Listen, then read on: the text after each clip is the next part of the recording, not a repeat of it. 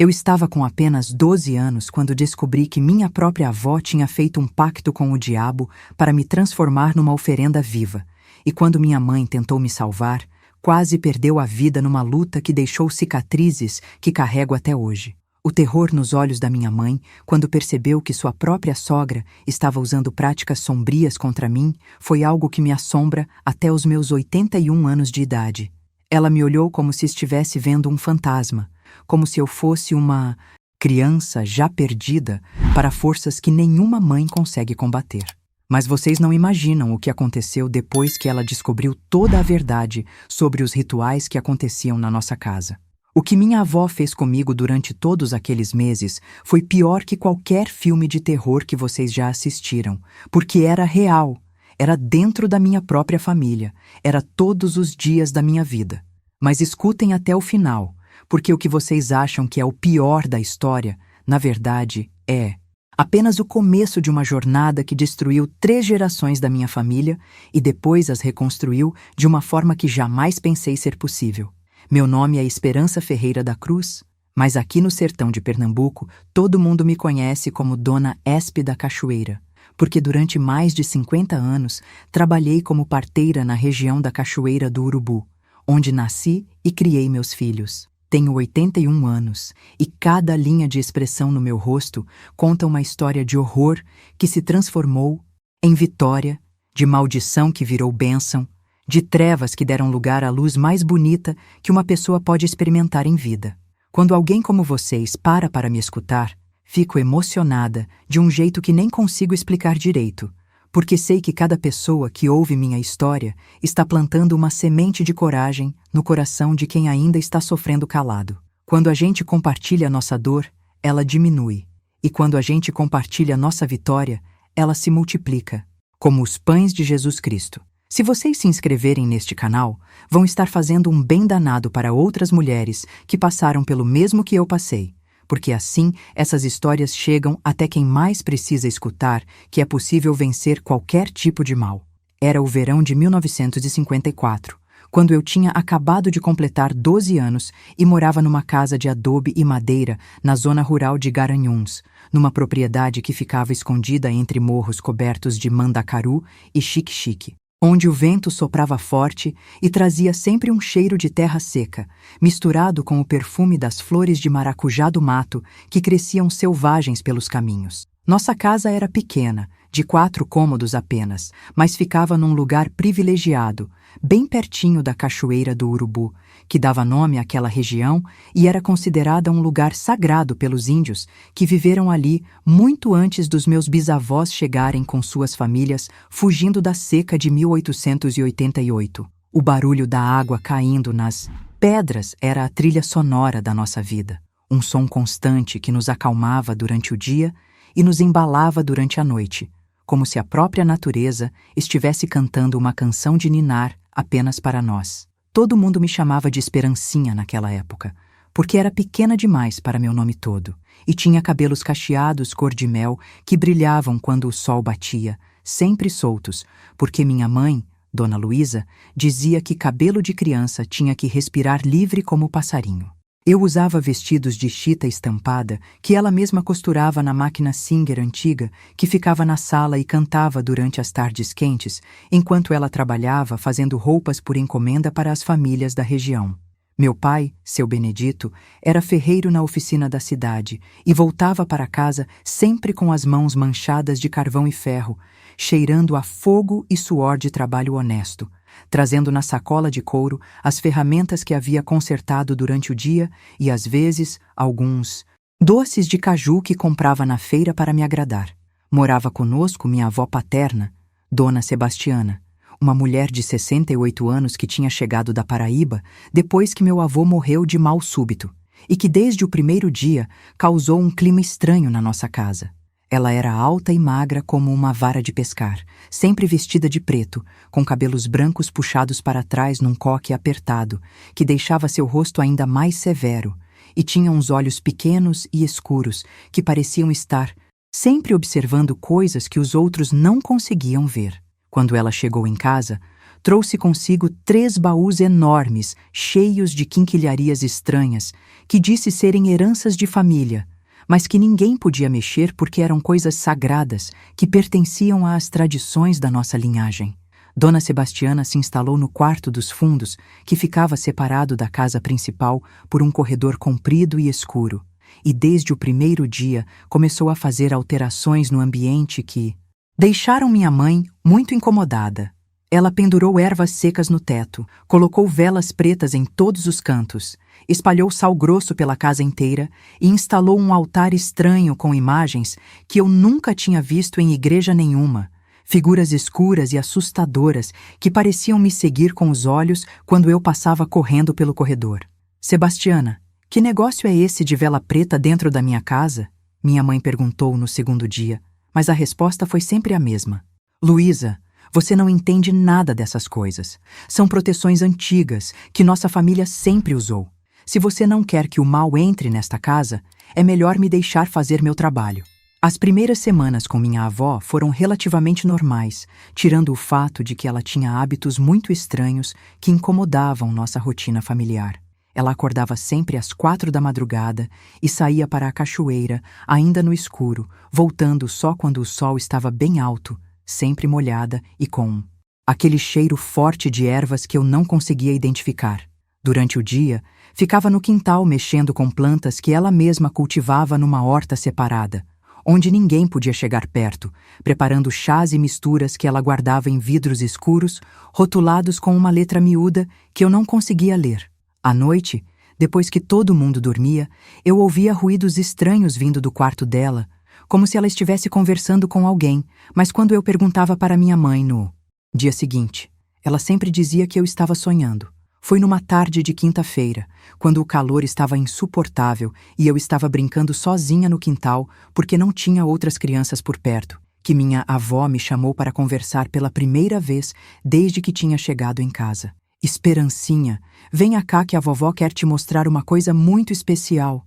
Ela disse com uma voz melosa que eu nunca tinha ouvido antes, completamente diferente do tom seco e autoritário, que ela sempre usava com meus pais. Fui até ela curiosa, porque criança sempre quer ver coisa especial, principalmente quando é segredo de adulto. Ela me levou até o quarto dela e fechou a porta com cuidado, como se não quisesse que ninguém ouvisse nossa conversa. O quarto da minha avó era como entrar numa caverna cheia de mistérios. As janelas estavam sempre fechadas com panos pretos, então, mesmo durante o dia, parecia noite, e havia velas acesas por toda parte, criando sombras, dançantes nas paredes que me davam arrepios na espinha.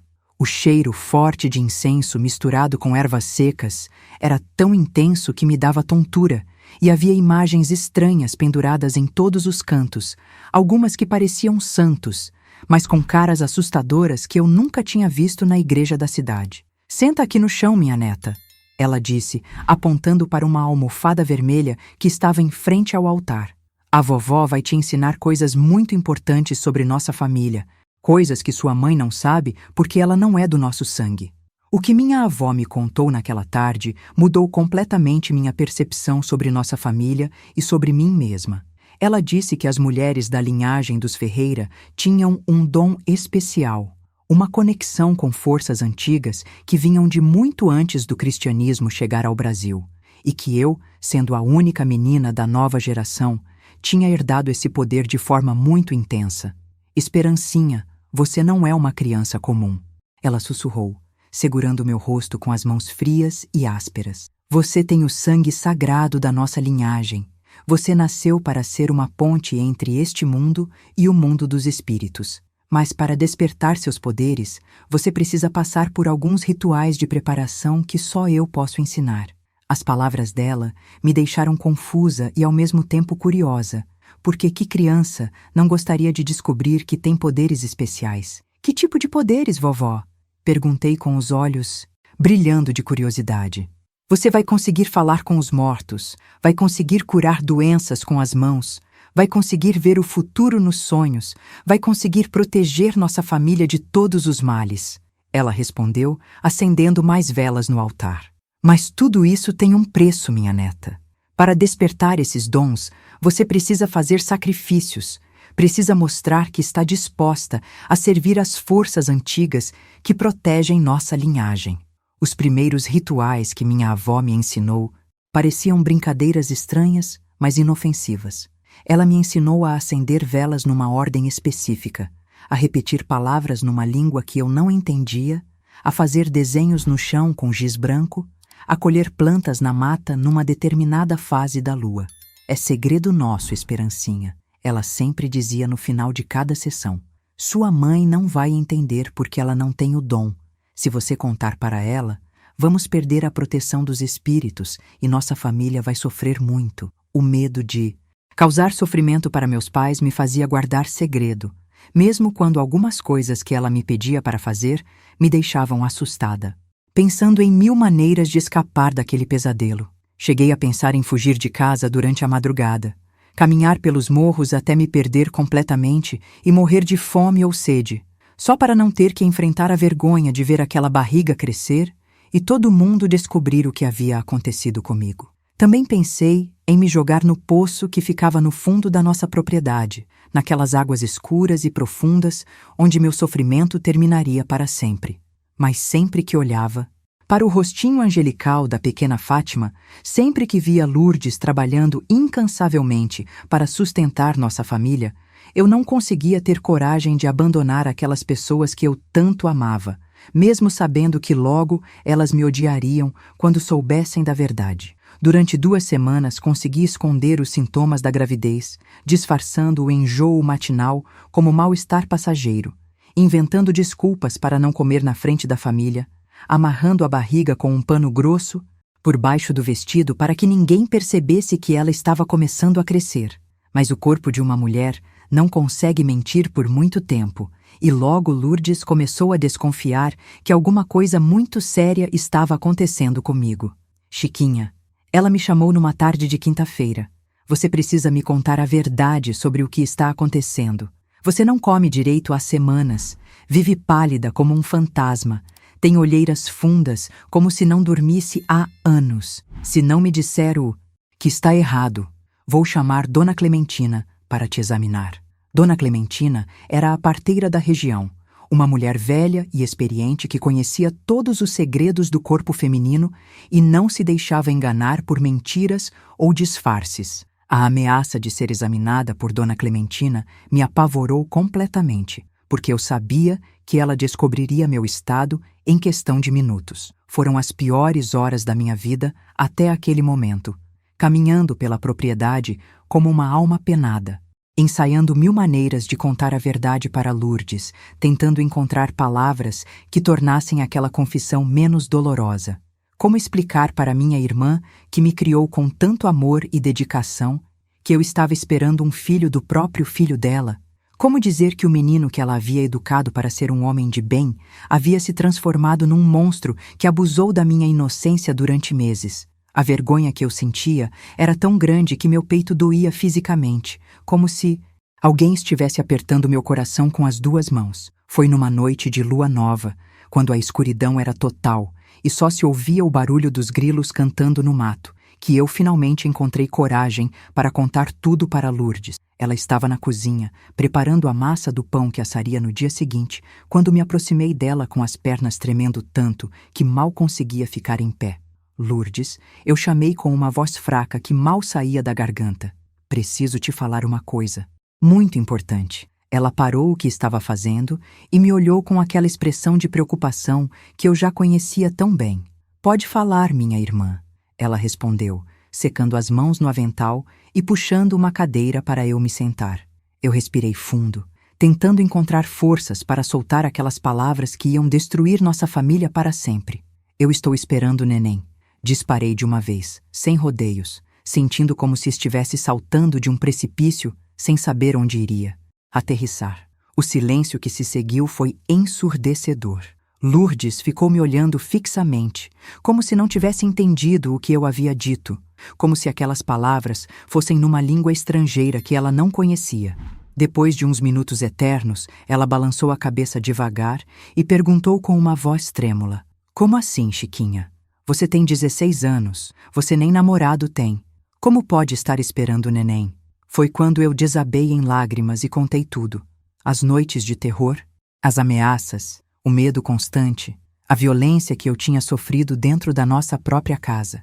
Cada palavra que saía da minha boca era como uma facada no coração dela. Vi o rosto de Lourdes se transformar completamente, passando da incredulidade para o horror, do horror para a raiva, da raiva para um desespero tão profundo que ela começou a gemer como um animal ferido. Não pode ser verdade, ela repetia, levando as mãos à cabeça e puxando os cabelos com desespero. Meu filho não faria uma coisa dessas. Júnior é um menino bom, educado, respeitador. Você deve estar confusa, deve estar inventando essa história toda por algum motivo que eu não consigo entender. Durante quase 1 hora, ela se recusou a acreditar no que eu estava contando, procurando explicações alternativas, tentando encontrar furos na minha história, me perguntando detalhes íntimos que me faziam corar de vergonha.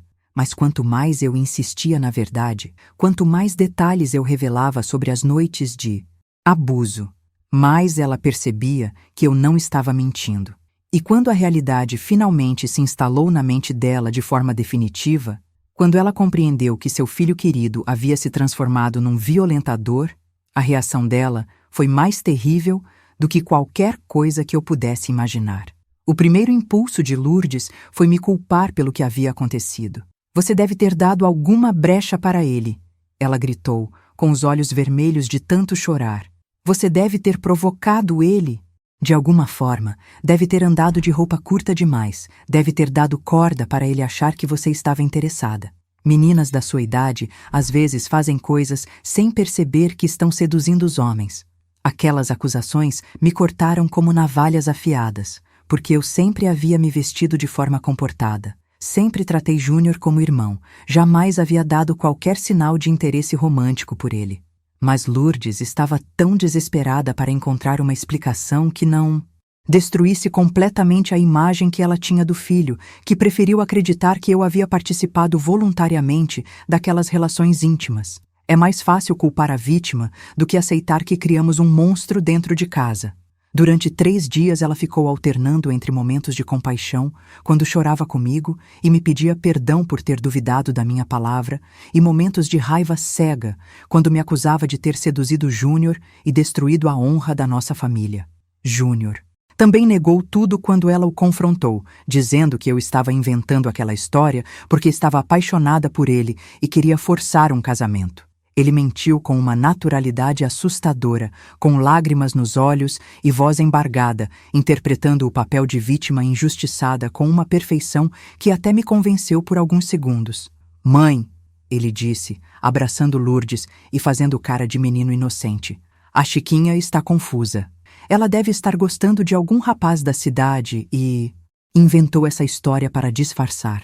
Você conhece o meu caráter. Eu jamais faria uma coisa dessas com ela, que é como minha irmã. Seu Antônio ficou completamente perdido no meio daquela confusão. Ele ouvia as 2 versões da história, olhava para mim, olhava para Júnior, balançava a cabeça sem saber em quem acreditar. É uma situação muito grave, ele dizia, coçando a cabeça com nervosismo. Se for verdade o que a Chiquinha está falando, o menino vai ter que assumir a responsabilidade e casar com ela. Mas se ela estiver mentindo, vamos ter que tomar uma decisão sobre o que fazer com essa gravidez. De qualquer forma, não podemos deixar a situação ficar assim, porque os vizinhos vão começar a desconfiar e nossa família vai virar motivo de fofoca na região inteira. A preocupação dele era mais com a reputação da família do que com o meu sofrimento, mais com o que as pessoas iam pensar do que com a justiça que eu merecia. Foi durante uma discussão particularmente violenta, numa madrugada de sábado para domingo, que Lourdes finalmente mostrou sua face mais cruel. Depois de horas brigando comigo e com Júnior, tentando chegar numa conclusão sobre quem estava falando a verdade, ela teve um surto de desespero que jamais vou conseguir esquecer. Essa criança não pode nascer, ela berrou, com os cabelos desgrenhados e os olhos injetados de sangue. Seja filho de quem for, seja de Júnior ou de qualquer outro homem, essa criança é uma vergonha que vai nos perseguir pelo resto da vida. Todo mundo na região vai saber que uma menina de 16 anos ficou grávida dentro da nossa casa. Vão dizer que não sabemos educar nossos filhos. Vão dizer que somos uma família sem moral. Não posso deixar isso acontecer. Não vou deixar essa desgraça destruir o futuro do meu filho e da minha família. E foi nessa madrugada terrível que Lourdes tomou a decisão mais cruel que uma irmã pode tomar contra outra irmã.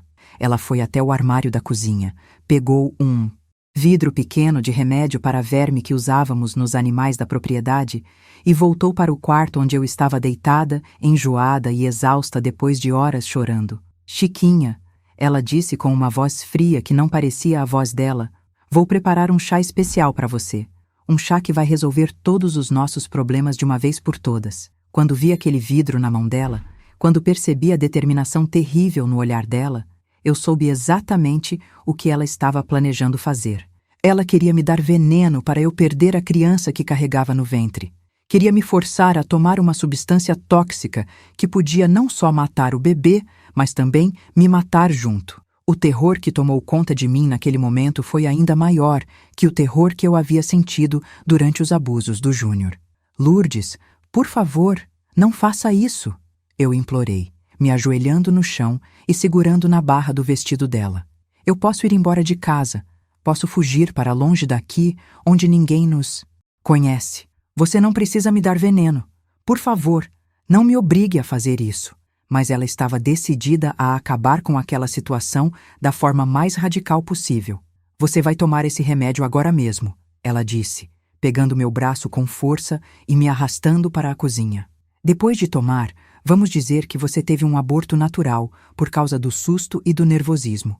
Ninguém vai desconfiar de nada. Nossa família vai continuar respeitada e você vai poder recomeçar sua vida sem essa marca terrível. Foram os minutos mais longos da minha existência, vendo minha própria irmã, a pessoa que eu mais amava no mundo, preparando um veneno que podia me matar. As mãos dela tremiam enquanto esquentava a água e dissolvia aquele pó amarelado que cheirava a enxofre, mas ela estava determinada a ir até o final. É para o seu bem também, Chiquinha. Ela repetia como um mantra, tentando se convencer de que estava fazendo a coisa certa. Você é muito nova para ser mãe. Não tem estrutura emocional nem financeira para criar uma criança. E se essa criança for mesmo filha do Júnior, como você diz que é, vai nascer com problemas porque foi feita entre parentes. É melhor acabar com isso agora, antes que seja tarde demais. Eu conseguia ver que ela também estava sofrendo, que aquela decisão estava despedaçando o coração dela, mas o desespero de proteger o filho e a reputação da família era maior que qualquer sentimento de compaixão por mim. Quando ela se aproximou de mim com aquela xícara fumegante, quando senti o cheiro nauseante daquele líquido que podia me levar para a morte, algo dentro de mim despertou uma força que eu não sabia que existia. Era como se todas as mulheres da minha família, todas as mulheres que haviam sofrido violência ao longo da história, estivessem me dando coragem para resistir àquela última agressão. Não vou tomar, eu disse, empurrando a xícara longe de mim, e vendo o líquido se espalhar pelo chão de terra batida. Não. Vou deixar você me envenenar. Não vou deixar você matar meu filho por causa da covardia e do egoísmo de vocês. Se vocês não querem me ajudar, eu vou embora desta casa hoje mesmo e nunca mais volto. Mas não vou permitir que destruam o que resta da minha vida. A reação de Lourdes foi explosiva. Ela me deu uma bofetada tão forte que meu ouvido ficou zumbindo por minutos. Me xingou com palavras que eu nunca havia ouvido sair da boca dela. Disse que eu era uma desgraçada ingrata que estava jogando na lama tudo o que ela havia feito por mim desde que nossos pais morreram. Então vai embora mesmo, ela gritou, apontando para a porta da frente. Vai embora desta casa e não volte nunca mais. Não quero uma vagabunda como você morando debaixo do meu teto. Pode ir para onde quiser. Pode morrer de fome na estrada. Pode parir esse filho amaldiçoado embaixo de qualquer árvore. Só não venha depois me pedir ajuda quando a situação apertar. Você escolheu esse caminho de vergonha, agora. Aguenta as consequências sozinha. Aquelas palavras me atingiram como punhaladas certeiras no coração, porque vinham da boca da pessoa que eu mais amava no mundo, da mulher que havia sido minha mãe, minha protetora, minha única família durante tantos anos. Eu saí daquela casa numa madrugada de novembro, carregando apenas uma trouxa de roupa e as poucas moedas que havia juntado ao longo dos meses vendendo ovos na feira da cidade. O céu estava carregado de nuvens escuras que prometiam uma tempestade terrível, e o vento frio cortava meu rosto como navalhas. Caminhei pela estrada de terra vermelha sem olhar para trás, ouvindo ao longe o choro da pequena Fátima, que havia acordado com a confusão e não entendia por que eu estava indo embora no meio da noite. Tia Chica, não vai! Ela gritava da janela do quarto, com aquela voz chorosa que partiu meu coração em 1000 pedaços. Não me deixa sozinha, tia Chica. Fátima me amava de verdade. Era a única pessoa daquela casa que não me julgava, que não me culpava pelo que havia acontecido. Mas eu não podia ficar por causa dela. Não podia continuar vivendo naquele ambiente de ódio e culpabilização, caminhando como uma sonâmbula, sem destino certo, apenas fugindo do pesadelo que minha vida havia se tornado. As lágrimas que escorriam pelo meu rosto se misturavam com a garoa fina que começou a cair quando o dia estava amanhecendo, molhando minha roupa simples e fazendo meu corpo tremer de frio. Eu não tinha para onde ir. Não conhecia ninguém na cidade grande que pudesse me abrigar. Não tinha dinheiro suficiente para pagar hospedagem nem comida para mais de 2 ou 3 dias. Mas, mesmo assim, eu preferia enfrentar a incerteza da rua do que continuar vivendo naquela casa onde minha própria família havia se transformado em minha algoz. Quando o sol nasceu por completo e as primeiras pessoas começaram a circular pelas estradas rurais, eu já estava irreconhecível. Meus cabelos cacheados estavam grudados no rosto por causa da chuva, minha roupa estava suja de lama vermelha, meus olhos estavam inchados de tanto chorar e minha pele estava pálida como a de um fantasma. Uma carroça puxada por 2 bois parou ao meu lado, e o condutor, um homem negro de meia idade com expressão bondosa, me perguntou se eu precisava de ajuda. Moça, o que você está fazendo andando sozinha por essa estrada a essa hora? Você está passando mal? Precisa de carona para algum lugar? Eu olhei para aquele homem que não me conhecia, mas que demonstrava mais preocupação comigo do que minha própria família, e desabei em lágrimas novamente. Preciso chegar na cidade, seu moço. Não, tenho para onde ir e estou esperando neném. Minha família me expulsou de casa e agora preciso me virar sozinha. O homem se chamava seu Benedito e era casado com Dona Joana, uma mulher forte e decidida que cuidava de uma pensão pequena na periferia de Belo Horizonte, onde hospedavam trabalhadores rurais que vinham para a cidade procurar emprego nas fábricas que estavam surgindo na região. Menina, ele disse, me ajudando a subir na carroça, você não pode ficar andando por essas estradas, sozinha no seu estado. Vou te levar para conversar com minha esposa. Ela conhece todo mundo na cidade e com certeza vai dar um jeito de te ajudar. Durante o trajeto de 2 horas até chegamos na cidade, seu Benedito me contou que eles tinham 4 filhos já crescidos e que Dona Joana sempre ajudava moças em dificuldade, principalmente aquelas que chegavam na cidade fugindo de problemas familiares no interior. Ela tem um coração grande como uma casa, menina. Se alguém pode te dar uma oportunidade, é ela. A pensão da Dona Joana ficava numa rua de terra batida, cercada por casinhas simples, onde moravam operários, lavadeiras, costureiras e outros trabalhadores humildes. Era um prédio de 2 andares, pintado de azul desbotado, com uma varanda na frente, onde sempre havia roupas estendidas no varal e um quintal nos fundos, onde ela criava galinhas, porcos e plantava verduras para complementar a alimentação dos hóspedes. Quando Dona Joana me viu chegando naquele estado, lamentável, suja, faminta e obviamente grávida, ela não fez uma pergunta sequer. Primeiro me levou para dentro, me deu um banho quente, me vestiu com roupas limpas que pertenciam a uma das filhas dela, me deu uma sopa bem temperada e um pão fresquinho que me soube melhor que qualquer comida que eu já havia provado na vida. Só depois que eu estava alimentada e descansada é que ela se sentou ao meu lado para conversar sobre minha situação. Dona Joana era uma mulher de uns 50 anos, cabelos grisalhos sempre presos em um lenço colorido, mãos calejadas de tanto trabalho e um jeito maternal que me fez sentir acolhida pela primeira vez em meses. Minha filha, ela disse, segurando minhas mãos entre as dela, eu não sei o que aconteceu com você, mas posso ver nos seus olhos que foi alguma coisa muito ruim. Aqui na minha casa você vai ter um lugar para ficar até nascer esse bebê, desde que aceite trabalhar para ajudar a pagar sua hospedagem. Não tenho dinheiro para sustentar ninguém de graça, mas posso te dar trabalho e comida em troca de serviços. Você pode ajudar na limpeza, na cozinha, cuidar das roupas dos hóspedes. É trabalho pesado, mas é honesto. E quando essa criança nascer, nós vemos o que fazer depois. Pela primeira vez em meses, eu senti uma pontinha de esperança brotando no meu peito. Aquela mulher que não me conhecia estava me oferecendo exatamente o que eu mais precisava: um teto sobre a cabeça, comida garantida e a chance de trabalhar para conquistar minha independência. Eu aceito, Dona Joana. Aceito qualquer trabalho que a senhora tiver para me dar. Não tenho medo de trabalhar pesado e prometo que vou fazer tudo direitinho. A senhora é um anjo que Deus colocou no meu caminho quando eu mais precisava. Ela sorriu daquele jeito caloroso que só as mães verdadeiras sabem sorrir e me mostrou o quartinho pequeno no fundo da pensão onde eu iria morar.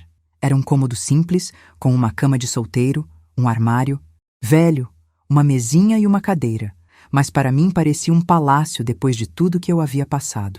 Os primeiros meses na pensão da Dona Joana foram de muito trabalho, mas também de muito aprendizado. Eu acordava às 5 da manhã para ajudar a preparar o café dos hóspedes, lavava montanhas de roupa no tanque do quintal, varria e esfregava o chão dos quartos, cozinhava feijão e arroz em panelas enormes, cuidava dos animais do quintal e ainda encontrava tempo para conversar com as outras mulheres que moravam ali. Muitas delas tinham histórias parecidas com a minha. Mulheres que haviam fugido de casamentos violentos, moças que engravidaram solteiras e foram expulsas das famílias, viúvas que perderam os maridos e precisaram se virar sozinhas para sustentar os filhos. Dona Joana havia criado ali uma espécie de lar para mulheres rejeitadas pela sociedade, um lugar onde nós podíamos recomeçar nossas vidas, longe dos julgamentos e da condenação. Foi durante esses meses que eu conheci Maria das Dores, uma mulher de 35 anos que havia fugido do interior de Goiás depois que o marido tentou matá-la com uma foice. Ela estava grávida de 7 meses quando chegou na pensão, magra como um graveto e com cicatrizes espalhadas pelo corpo todo. Maria das Dores se tornou minha melhor amiga e minha conselheira nos momentos mais difíceis da gravidez. Chiquinha, ela me dizia, enquanto lavávamos roupa juntas no quintal, a vida da gente mudou para sempre quando decidimos não aceitar mais os maus tratos. Pode ser que seja mais difícil no começo, mas pelo menos agora somos livres para escolher nosso destino. Essa criança que você está esperando vai nascer numa família onde só existe amor, não violência. Isso já vale todos os sacrifícios que você está fazendo. Também me aproximei muito de Dona Geralda, uma senhora viúva de 70 anos que ajudava Dona Joana na administração da pensão e que se tornou como uma avó para mim. Ela havia perdido 6 filhos na infância por causa de doenças e pobreza, mas nunca havia perdido a fé nem a capacidade de acolher outras pessoas que estavam sofrendo. Minha netinha, ela me chamava, passando a mão na minha barriga que crescia a cada dia. Essa criança vai trazer muita alegria para a sua vida. Você vai ver como o amor que uma mãe sente pelo filho é a coisa mais forte que existe no mundo. É um amor que cura todas as feridas, que dá força para enfrentar qualquer dificuldade. Quando você estiver segurando esse bebê nos seus braços, vai esquecer de toda a dor que passou para trazê-lo ao mundo. Durante os últimos meses da gravidez, minha barriga cresceu tanto que eu mal conseguia me mover direito. Dona Joana me dispensou dos trabalhos mais pesados e me deixou cuidar apenas da cozinha e da organização dos quartos. Era abril de 1963 e o outono mineiro estava particularmente frio naquele ano, com geadas que branqueavam o quintal todas as madrugadas. Eu passava as tardes sentada na varanda da pensão, tricotando roupinhas para o bebê com lã que Dona Geralda havia conseguido de doação numa igreja do centro da cidade, e sonhando com o futuro que nós dois teríamos juntos. Ia ser mãe e pai ao mesmo tempo para aquela criança. Ia trabalhar durante o dia e estudar durante a noite para conseguir um emprego melhor. Ia dar para meu filho tudo que eu não havia tido: amor incondicional, proteção verdadeira, uma família onde ele se sentisse seguro e querido.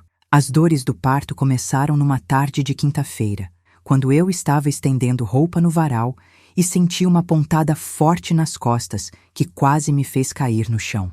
Dona Joana, que tinha experiência de ter ajudado no nascimento de dezenas de crianças ao longo dos anos, imediatamente percebeu que chegara a hora. Dona Geralda, chame a parteira. Ela gritou, me ajudando a caminhar até meu quarto. Chiquinha, respira fundo e não se desespera. Esse menino está com pressa para conhecer a mãe dele.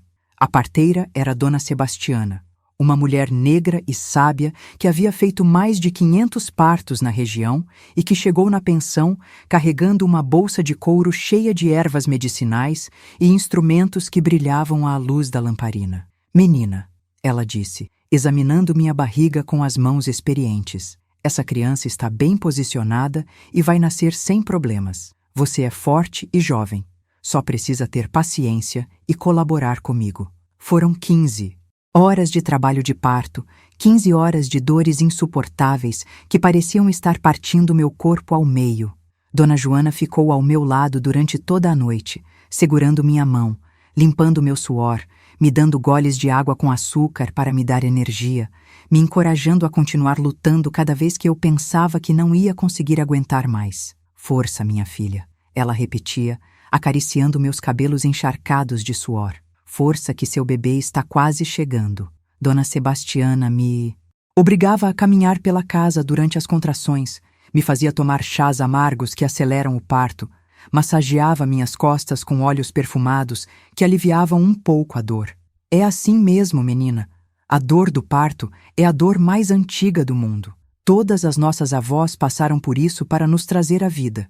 Você está participando do milagre mais bonito que existe. Quando o sol estava nascendo e os primeiros passarinhos começaram a cantar no quintal da pensão, eu senti uma pressão diferente, uma vontade desesperada de fazer força, e Dona Sebastiana me disse que estava na hora de começar a empurrar. Agora, menina, empurra com toda a força que você tiver. Sua criança quer nascer agora. Empurra como se sua vida dependesse disso. E eu empurrei com uma força que eu não sabia que existia dentro de mim. Uma força que vinha de todas as mulheres que vieram antes de mim, de todas as mães que lutaram para trazer seus filhos ao mundo, apesar de todas as dificuldades. E quando, finalmente, senti aquele corpinho pequeno e quente saindo de dentro de mim, quando ouvi o primeiro choro do meu filho ecoando pelas paredes do quarto, eu soube que havia acabado de ganhar a coisa mais preciosa da minha vida. Era um menino lindo, de cabelos castanhos e olhos grandes, que me olhavam com uma curiosidade infinita. Dona Sebastiana o limpou com carinho, cortou o cordão umbilical e o colocou nos meus braços, ainda tremendo e chorando. É um menino forte e saudável, ela disse, sorrindo com satisfação. Deve ter uns 3,5 kg. Nasceu perfeito, com todos os dedinhos dos pés, chorando com força de dar inveja. Quando segurei meu filho nos braços pela primeira vez, quando senti o cheiro dele, quando vi aqueles olhinhos me procurando, tudo que eu havia sofrido até aquele momento deixou de ter importância. Toda dor, toda humilhação, toda rejeição que eu havia enfrentado se transformou em amor puro quando olhei para aquele bebê que era completamente meu, que dependia completamente de mim, que me amaria incondicionalmente pelo resto da vida. Batizei meu filho com o nome de João Carlos, em homenagem ao meu avô João, que havia morrido quando eu era criança, e a São Carlos Borromeu, o santo protetor das mulheres em trabalho de parto. Dona Joana e Dona Geralda se ofereceram para ser as madrinhas dele, e nós fizemos uma festinha pequena na pensão para comemorar o nascimento. Todas as mulheres que moravam ali se reuniram no meu quarto, trazendo presentes simples, mas feitos com muito carinho. Roupinhas de bebê costuradas à mão, fraldas de pano branquinhas, chupetas, mamadeiras, um berço pequeno que seu Benedito havia fabricado especialmente para João Carlos. Era a família que eu havia escolhido, não a família de sangue que me havia rejeitado. E naquele momento eu soube que havia tomado a decisão certa ao deixar a casa onde nasci para construir uma vida nova baseada no amor e no respeito mútuo. Primeiros meses com João Carlos foram uma mistura de alegria infinita e desafios que testaram minha resistência até o limite. O bebê chorava muito durante as noites, principalmente quando estava com cólicas, e eu passava horas caminhando pelo quartinho pequeno, cantando cantigas de ninar que havia aprendido com Dona Geralda, tentando acalmá-lo para que seus gritos não acordassem todos os hóspedes da pensão. Meus seios racharam tanto por causa da amamentação que sangrava toda vez que ele mamava, mas eu suportava a dor, porque sabia que meu leite era o melhor alimento que eu podia oferecer para ele. Dona Joana me ensinou a fazer ungüentos caseiros com banha de porco e ervas medicinais para curar as feridas, e Dona Geralda me preparava chás de erva doce e camomila para aumentar a produção de leite. Minha netinha, ela me dizia, passando a mão no meu rosto cansado, ser mãe é a profissão mais difícil do mundo, mas também a mais gratificante. Cada noite mal dormida vale a pena quando você vê seu filho crescendo forte e saudável. Durante o dia, eu carregava João Carlos amarrado nas costas com um pano resistente que Maria das Dores havia costurado especialmente para mim e continuava trabalhando na pensão para pagar nossa hospedagem. Era uma tarefa complicada fazer a limpeza dos quartos, lavar roupa no tanque e cozinhar para 15 pessoas com um bebê pequeno dependendo constantemente de mim. Mas eu havia desenvolvido uma agilidade impressionante para conciliar maternidade e trabalho. Quando ele estava dormindo, eu aproveitava para correr e fazer o máximo de serviços possível. Quando acordava com fome, eu parava tudo o que estava fazendo e ia amamentá-lo no meu quarto. Depois voltava correndo para terminar as tarefas pendentes. As outras mulheres da pensão me ajudavam sempre que podiam, segurando João Carlos enquanto eu terminava algum serviço mais urgente, cantando para ele quando chorava, trocando suas fraldas quando eu estava ocupada na cozinha. Foi durante esses meses que conheci seu Damasceno, um homem viúvo de 42 anos que havia se hospedado na pensão temporariamente enquanto procurava um lugar definitivo para morar com a filha de 12 anos. Ele era carpinteiro de profissão, tinha chegado do interior de São Paulo procurando trabalho nas construções que estavam surgindo em Belo Horizonte e ficou encantado com João Carlos desde o primeiro dia que nos viu. Que menino lindo, Dona Chiquinha! Ele me disse, fazendo caretas engraçadas que arrancaram a primeira risada do meu filho. Ele tem uns olhos espertos que mostram que vai ser muito inteligente quando crescer. A senhora teve sorte de Deus ter mandado uma criança tão perfeita para alegrar sua vida. Seu Damasceno tinha uma bondade natural que transparecia em cada gesto, em cada palavra, em cada olhar que dirigia para mim e para João Carlos. O que mais me impressionava em seu Damasceno era o jeito respeitoso como ele me tratava. Diferente de outros homens que frequentavam a pensão e que sempre faziam comentários maliciosos sobre minha condição de mãe solteira, ele jamais me fez perguntas indiscretas sobre o pai do João Carlos, jamais insinuou que eu fosse uma mulher de vida fácil, jamais tentou se aproveitar da minha vulnerabilidade. Pelo contrário, sempre se oferecia para me ajudar nos trabalhos mais pesados, sempre trazia algum brinquedo simples para João Carlos quando voltava do centro da cidade. Sempre. Perguntava se eu precisava de alguma coisa quando saía para trabalhar. Dona Chiquinha, ele me dizia, se algum dia a senhora precisar de algum favor, pode contar comigo. Sei como é difícil para uma mulher sozinha criar um filho numa cidade grande. Minha própria esposa passou por dificuldades parecidas quando eu viajava muito a trabalho. A filha do seu Damasceno se chamava Aparecida, uma menina doce e educada que havia perdido a mãe por causa de uma febre maligna no ano anterior. Ela se apaixonou pelo João Carlos como se ele fosse um irmãozinho de verdade. Sempre pedia para me ajudar a cuidar dele. Inventava brincadeiras que faziam o bebê rir gostosamente e demonstrava uma maturidade impressionante para uma criança que havia passado por uma perda tão grande. Tia Chiquinha, ela me chamava. O João Carlos é o bebê mais bonito que eu já vi na minha vida. Quando eu crescer, quero ter um filho igualzinho a ele. Aparecida se tornou minha primeira filha de coração. E eu percebi que estava me apegando àquela família improvisada que o destino havia colocado no meu caminho. E se essa mensagem está tocando fundo no seu coração, considere apoiar esse canal com um gesto de luz. Clique em Valeu Demais. Esse carinho ajuda a manter viva essa missão de entregar palavras que curam e despertam. Sua ajuda faz toda a diferença para que eu possa continuar contando essas histórias, que talvez toquem outras pessoas que estão passando pelas mesmas dificuldades que eu passei. Depois de 6 meses morando na pensão, seu Damasceno tomou uma decisão que mudaria completamente o rumo da minha vida. Numa tarde de domingo, depois que voltamos da missa na Igreja do Rosário, ele me chamou para conversar a sós no quintal, enquanto João Carlos dormia tranquilamente no berço e Aparecida brincava com as outras crianças da pensão. Dona Chiquinha, ele começou, mexendo nervosamente no chapéu que segurava entre as mãos. Eu queria fazer uma proposta para a senhora.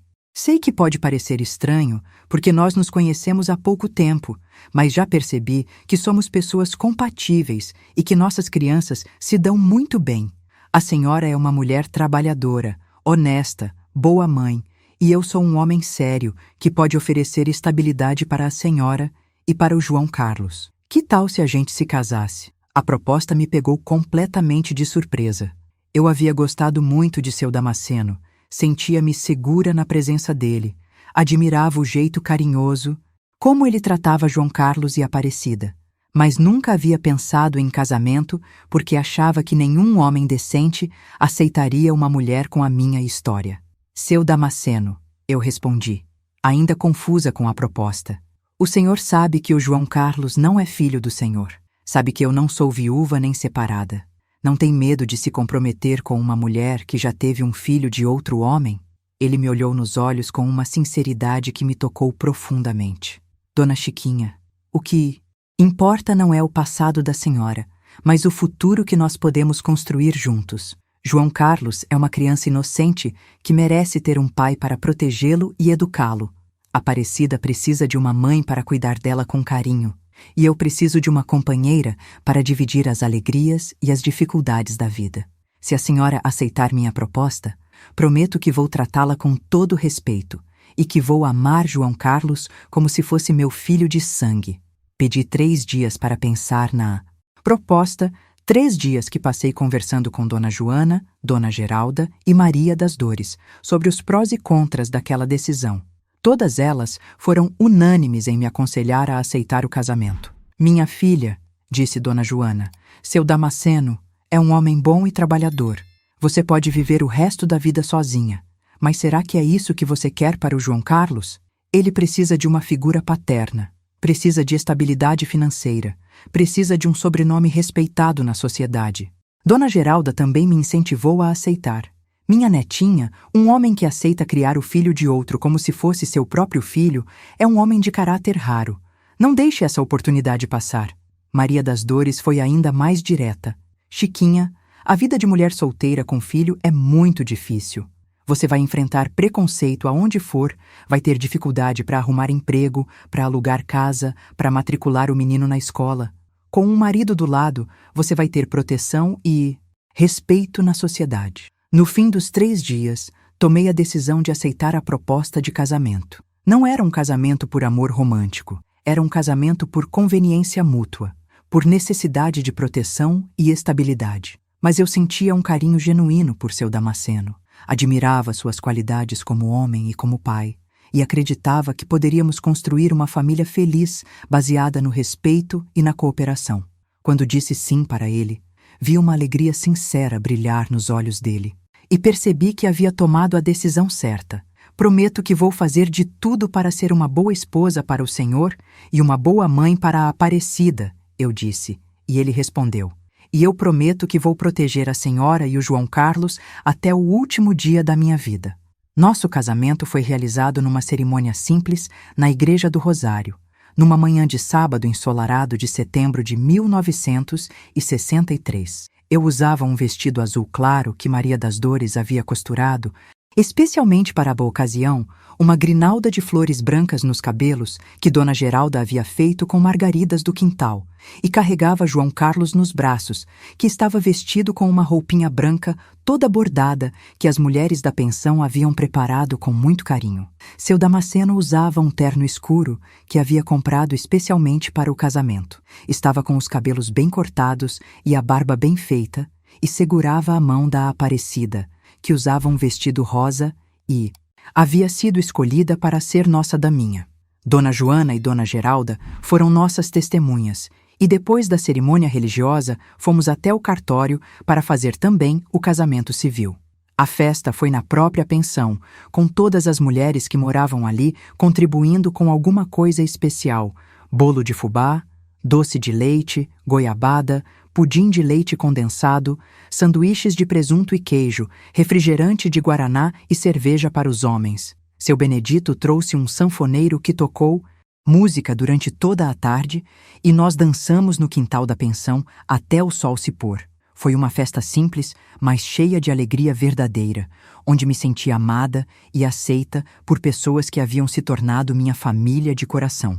Quando chegou a hora de ir embora da pensão para começar nossa vida nova na casinha que seu Damasceno havia alugado na Vila Operária, eu chorei muito ao me despedir de Dona Joana, Dona Geralda e Maria das Dores. Elas haviam me salvado quando eu mais precisava, haviam me dado coragem para recomeçar, haviam me ensinado que era possível ser feliz depois de tanto sofrimento.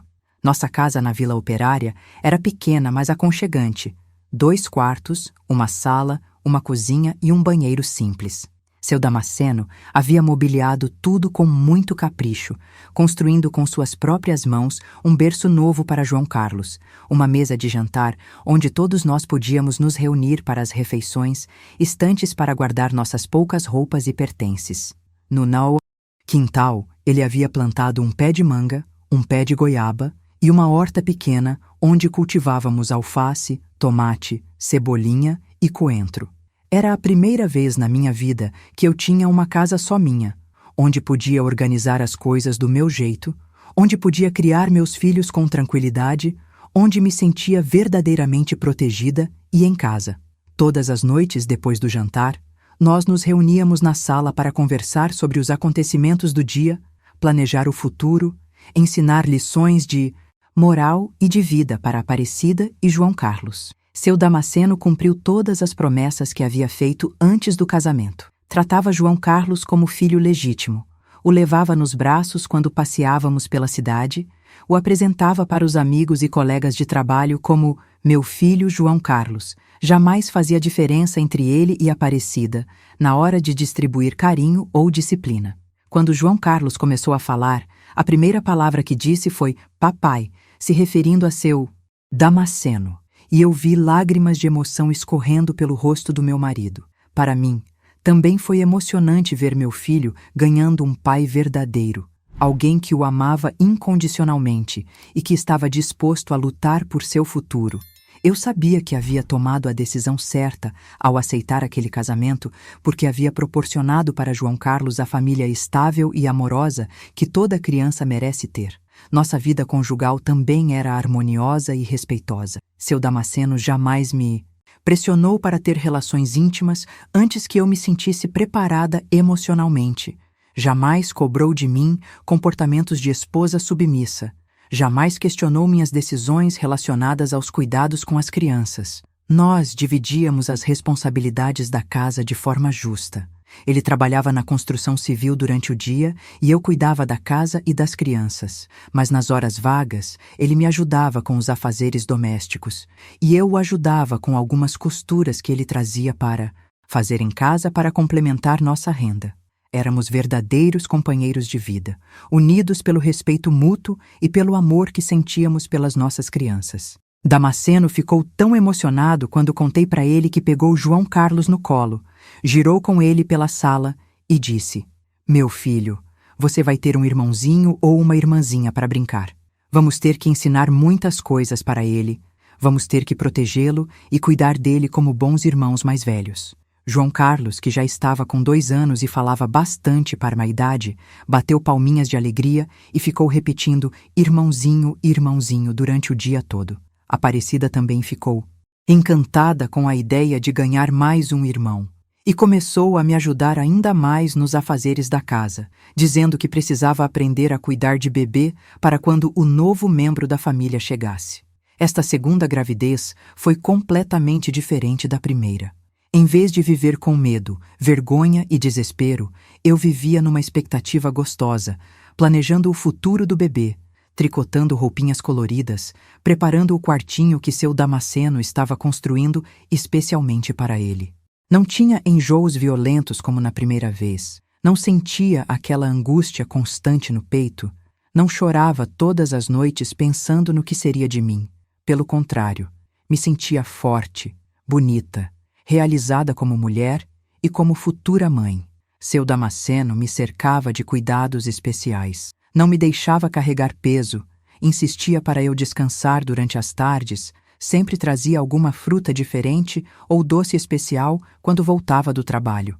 Minha princesa, ele me chamava, passando a mão na minha barriga que crescia. Você precisa se cuidar direito para nosso filho nascer forte e saudável. Durante esses meses de gestação, nossa vida familiar se tornou ainda mais harmoniosa e feliz. João Carlos estava crescendo um menino alegre, esperto e carinhoso, que já sabia falar pequenas frases e adorava imitar tudo o que via seu Damasceno fazendo. Aparecida estava se transformando numa mocinha linda e educada, que me ajudava na cozinha, cuidava do João Carlos quando eu precisava sair e estudava com dedicação na escola pública do bairro. Nossos vizinhos da Vila Operária haviam nos acolhido como uma família respeitável, e eu finalmente sentia que pertencia a algum lugar no mundo. Dona Palmira, nossa vizinha da casa ao lado, sempre vinha conversar comigo durante as tardes, trazendo algum quitute gostoso e dando conselhos sobre gravidez e maternidade. Dona Chiquinha, ela me dizia: a senhora tem muita sorte de ter arranjado um marido como seu Damasceno. Homem que trata bem a família é difícil de achar nos dias de hoje. Foi numa madrugada de março, quando o outono estava chegando e o clima ficava mais fresco, que começaram as contrações do segundo parto. Dessa vez eu estava preparada para o que ia acontecer. Não senti aquele pavor desesperado que havia sentido na primeira vez. Seu Damasceno chamou Dona Sebastiana, a mesma parteira que havia feito o parto do João Carlos, e ficou andando nervoso pela casa, mais ansioso que eu própria. Calma, meu marido, eu disse para ele. Entre uma contração e outra, dessa vez vai ser mais fácil porque meu corpo já sabe o que tem que fazer. E realmente foi um parto mais rápido e menos doloroso. Em apenas 8 horas de trabalho, nossa filha veio ao mundo chorando com força, rosada e perfeita, pesando 3,2 kg. Batizamos nossa filha com o nome de Conceição Maria, em homenagem à Nossa Senhora da Conceição e à memória da mãe de seu Damasceno, que havia falecido quando ele era ainda adolescente. Era uma bebê linda, de cabelos claros e lisos, olhos azuis como o pai, e um temperamento mais calmo que o de João Carlos. Desde os primeiros dias, ela dormia durante a noite toda, mamava com tranquilidade, raramente chorava sem motivo. João Carlos ficou encantado com a irmãzinha. Sempre queria ajudar a trocar fraldas, fazer carinho nela, cantar músicas que inventava para ela parar de chorar. Minha mãe, ele me dizia com aquela voz fina de criança, a Conceição é a bebê mais bonita do mundo inteiro. Quando ela crescer, eu vou ensinar ela a brincar de todas as brincadeiras que eu sei. Com a chegada de Conceição, nossa casa ficou ainda mais alegre e movimentada. Seu Damasceno construiu um berço novo para ela, todo esculpido à mão com desenhos de flores e passarinhos, e Aparecida assumiu o papel de irmã mais velha responsável, sempre ajudando a cuidar dos 2 pequenos quando eu estava ocupada com os afazeres da casa. Nossa rotina se organizou de forma que todos tivessem suas responsabilidades. Eu cuidava principalmente dos bebês e da cozinha. Aparecida ajudava com a limpeza e com João Carlos. Seu Damasceno trabalhava fora e cuidava do quintal e da horta. Éramos uma família unida e feliz, onde cada um sabia exatamente qual era seu papel, e todos se esforçavam para contribuir com o bem-estar de todos. Durante os primeiros anos de vida da Conceição, vivemos os melhores momentos da nossa família. Seu Damasceno conseguiu um emprego fixo numa construtora grande, o que nos deu mais estabilidade financeira e a possibilidade de melhorar nossa casa. Compramos móveis novos, pintamos as paredes com cores alegres, construímos uma varanda na frente onde passávamos as tardes de domingo. João Carlos começou a frequentar uma escolinha particular que funcionava na casa de Dona Amélia, uma professora aposentada que morava no nosso bairro e estava aprendendo a ler e escrever com uma facilidade impressionante.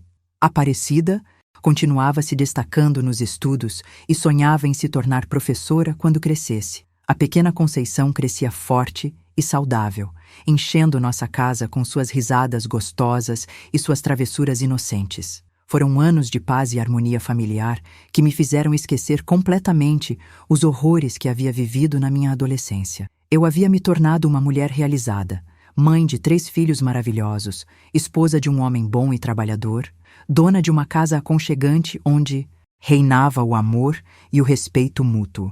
Às vezes, quando estava costurando na varanda durante as tardes ensolaradas, observando meus filhos brincando no quintal, eu agradecia a Deus por ter me dado forças para enfrentar todas as dificuldades e chegar até aquele momento de felicidade plena. A vida havia me ensinado que é possível recomeçar depois da tragédia, que é possível construir algo belo sobre os escombros do sofrimento, que o amor verdadeiro tem o poder de curar todas as feridas do passado. Nossa vida social também havia se expandido consideravelmente. Participávamos das atividades da Igreja de São José, onde seu Damasceno fazia parte da Irmandade dos Homens, e eu ajudava na organização das festas religiosas. João Carlos e Conceição foram batizados nessa igreja e planejávamos que também fariam a primeira comunhão lá quando chegasse a hora. Nossos vizinhos nos convidavam para aniversários, casamentos e outras celebrações familiares, e nós retribuíamos abrindo nossa casa para receber os amigos. Eu havia aprendido a cozinhar pratos especiais que faziam sucesso nas festas: galinha ao molho pardo, leitão assado, doce de leite cremoso, bolo de milho verde. Sentia-me orgulhosa de ser conhecida na comunidade como uma boa dona de casa, uma mãe dedicada e uma esposa exemplar. Foi durante essa época de estabilidade e felicidade que aconteceu algo que mudaria novamente o rumo da nossa vida. Numa tarde de quinta-feira, enquanto eu estava estendendo roupa no quintal e as crianças brincavam na sombra da mangueira, apareceu na nossa porta um homem que eu não via há mais de 5 anos. Era seu Antônio, o marido da minha irmã Lourdes, com o rosto magro e envelhecido, a roupa surrada de quem havia viajado muitos quilômetros e uma expressão de tristeza profunda nos olhos. Chiquinha, ele me chamou, tirando o chapéu em sinal de respeito. Preciso conversar com você sobre sua irmã. Aconteceu uma coisa muito grave lá em casa, e eu vim te procurar porque não sei mais o que fazer. O coração começou a bater acelerado no meu peito quando vi seu Antônio ali na minha porta. Há mais de 5 anos eu não tinha notícias da minha família de origem. Não sabia se Lourdes, Júnior e Fátima estavam vivos ou mortos. Não sabia se ainda moravam na mesma propriedade no interior de Minas. Depois de ter sido expulsa daquela casa de forma tão cruel, eu havia decidido cortar completamente os laços com eles e construir uma vida nova sem olhar para trás. Mas agora, vendo seu Antônio ali na minha frente, todos os sentimentos que eu achava que havia enterrado para sempre voltaram à tona com uma força avassaladora. Entra, seu Antônio, eu disse, tentando controlar a emoção na voz. Vamos conversar na sala. Crianças, vão brincar lá no fundo do quintal que a mamãe precisa conversar com o senhor. Seu Antônio entrou na nossa casa simples, mas arrumada, olhou com curiosidade para os móveis que seu Damasceno havia feito, para as fotografias da nossa família penduradas na parede, para os brinquedos das crianças espalhados pela sala. Você conseguiu fazer uma vida boa, Chiquinha, ele disse, com uma mistura de admiração e tristeza na voz. Sempre soube que você era uma menina forte e que ia se dar bem na vida. Me conta como foi que você conseguiu se casar e ter esses filhos lindos. Eu contei resumidamente a história dos últimos anos, como havia sido acolhida na pensão da dona Joana, como conhecera seu Damasceno, como construíramos nossa família. Mas percebi que ele estava inquieto, ansioso para me contar o motivo da sua visita, e perguntei diretamente: o que aconteceu com Lourdes, seu Antônio? Por que o senhor veio me procurar depois de tanto tempo? Foi então que seu Antônio me contou a notícia mais chocante que eu poderia imaginar. Lourdes havia morrido 3 meses antes, vítima de um câncer que a consumiu em menos de 1 ano. Mas antes de morrer, ela havia confessado para ele toda a verdade sobre o que havia acontecido comigo naquela noite terrível quando ela tentou me envenenar. Ela disse que nunca conseguiu ter paz depois que você foi embora, seu Antônio me contou, com lágrimas nos olhos. Disse que sabia que você estava falando a verdade sobre o Júnior, mas que ficou com tanto medo de perder o filho que preferiu acreditar nas mentiras dele. Disse que o maior erro da vida dela foi ter tentado fazer você tomar aquele veneno, e que nunca se perdoou por isso. Pediu para eu te procurar depois que ela morresse, para te pedir perdão em nome dela e para te contar o que aconteceu com o Júnior. Havia acontecido. Os 2 irmãos dela vieram procurar Júnior para acertar as contas. Foi uma briga terrível, Chiquinha, seu Antônio me contou, balançando a cabeça com tristeza. Os rapazes trouxeram facões e revólver, dizendo que iam ensinar uma lição nele, para ele nunca mais encostar a mão numa menina da família.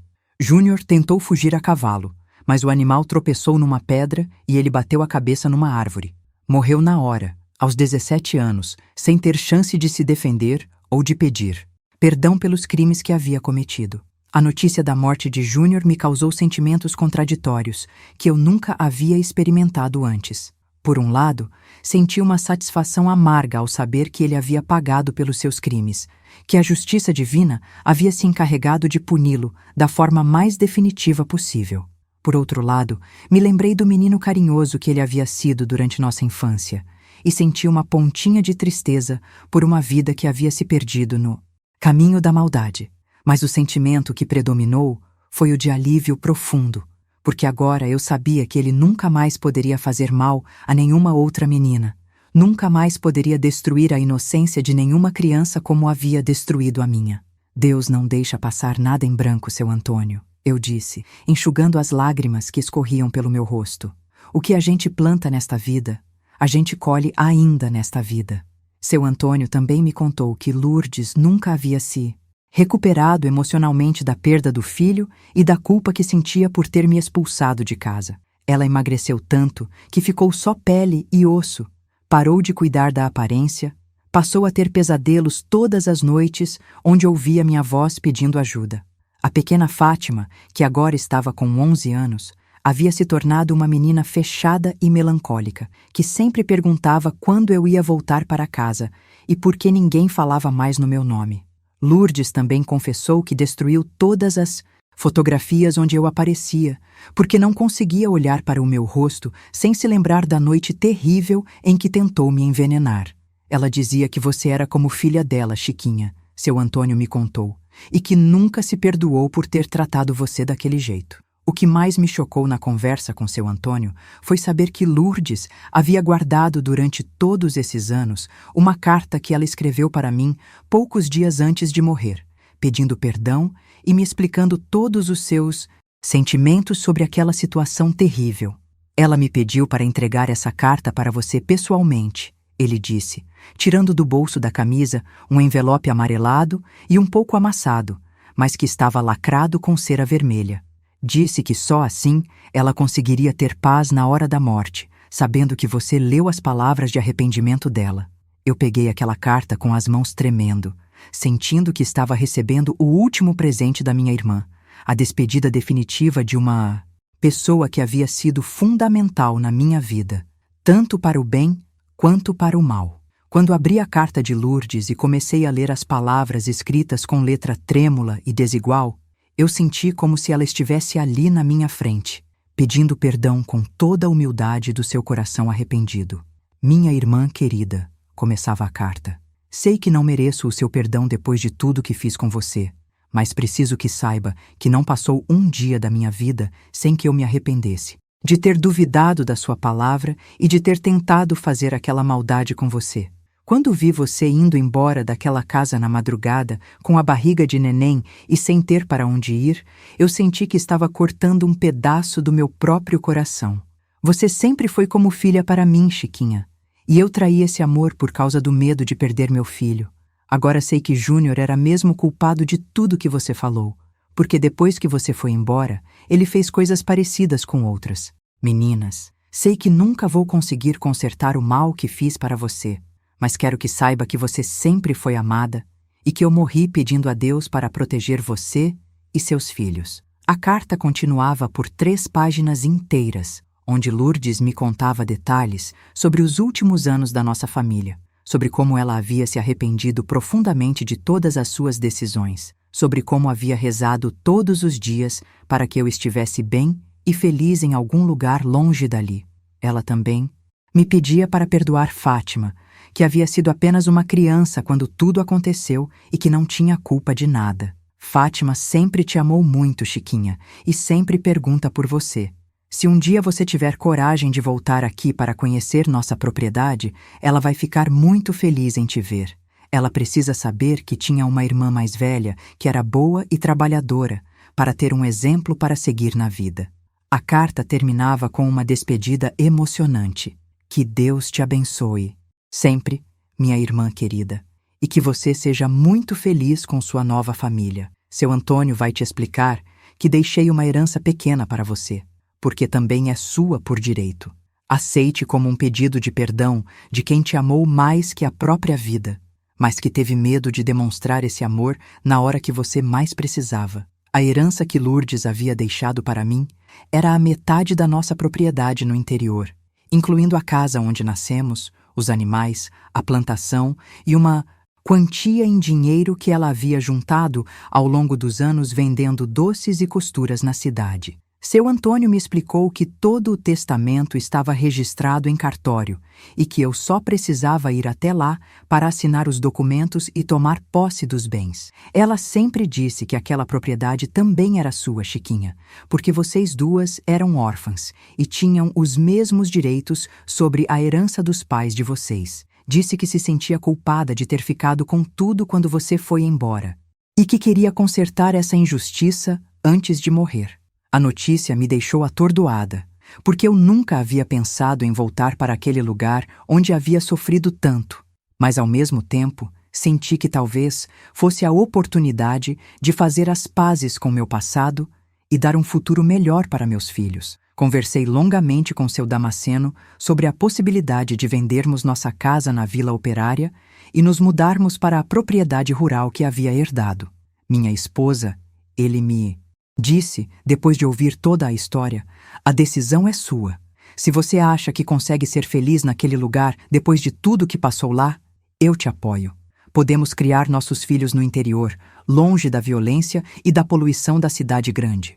Eu posso trabalhar com carpintaria por conta própria, você pode plantar verduras e criar animais para vendermos na feira.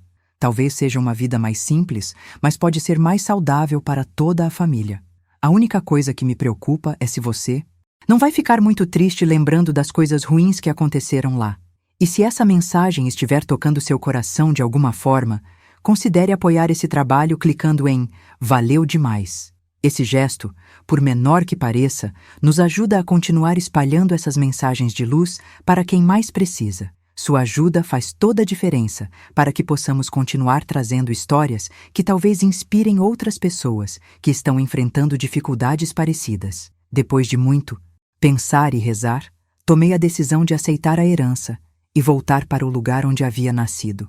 Mas primeiro quis fazer uma visita para conhecer Fátima, que agora era uma moça de 11 anos e morava sozinha com seu Antônio numa casa que estava ficando grande demais para apenas 2 pessoas. A viagem de volta para o interior foi emocionante e assustadora ao mesmo tempo. Durante todo o trajeto de trem, enquanto observava a paisagem de montanhas e fazendas que passava pela janela, eu ia lembrando da menina de 16 anos que havia fugido daquele lugar numa madrugada chuvosa, sem destino certo, carregando apenas uma trouxa de roupa e um filho no ventre.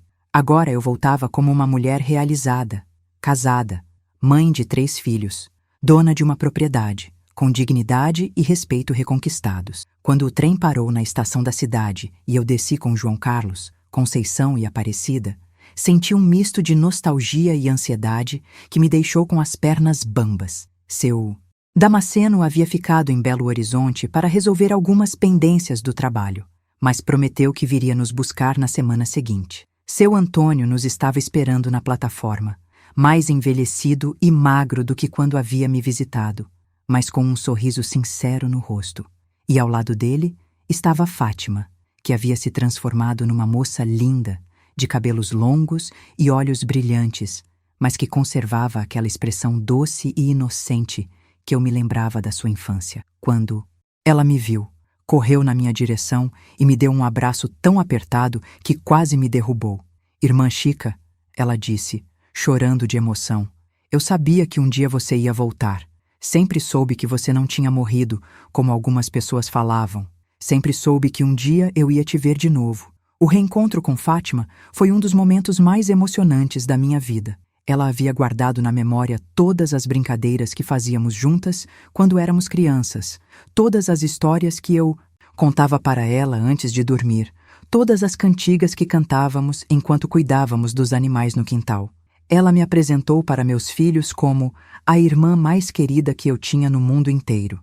E imediatamente se encantou com João Carlos e Conceição, que ficaram fascinados com aquela tia nova que surgiu nas suas vidas. Aparecida, que já estava com 14 anos e era uma moça responsável e carinhosa, também se deu muito bem com Fátima, e as duas começaram a trocar confidências sobre sonhos, planos para o futuro e questões de moças adolescentes. Quando chegamos na propriedade que havia sido nossa casa de infância, eu senti um nó na garganta ao ver que tudo estava exatamente como eu me lembrava. A casa de adobe e telha colonial, o quintal com pé de manga e goiaba, a horta onde Lourdes plantava verduras, o galinheiro onde corriam as galinhas d'Angola, o chiqueiro onde criávamos os porcos, o pasto onde pastavam as vacas leiteiras. Mas agora tudo estava abandonado e mal cuidado, porque seu Antônio sozinho não conseguia dar conta de manter a propriedade em ordem.